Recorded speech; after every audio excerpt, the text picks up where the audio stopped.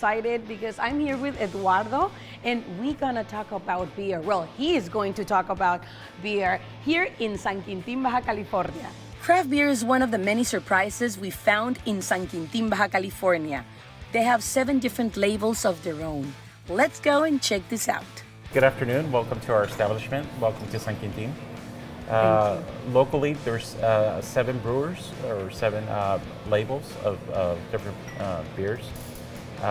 We started our beer fest probably about 8 years ago. We have 6 events under our belt, and with that, we try to improve the market for craft beer in San Quintin. Before the beer fest in San Quintin, nobody knew what craft beer was.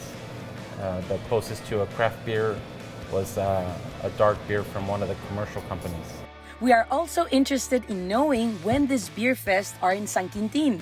Eduardo talked to us about these festivities.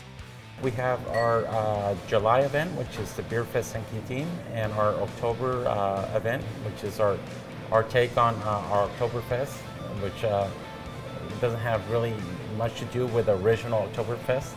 It's Okay. It's a Mexican version of our Oktoberfest. You know? Mexican food, Mexican beer, Mexican music. But there's another excuse to have some beer and have some good food and some good music. And of course, we wanted to know about the 7 different labels they have. And it was great to hear that they are inspired in the top products they cultivate the most.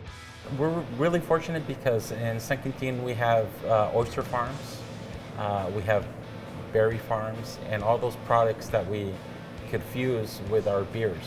You know, me personally, I have a beer label called Círculo Cerrado, closed circuit, and we do a smoky oyster stout for all our events. And it's a beer that usually, when someone says it's an oyster beer, they go, "What, with oysters?" And we literally put oysters in the beer in the last 15 minutes of the process. We put in the fresh oysters with the shell and without the shell.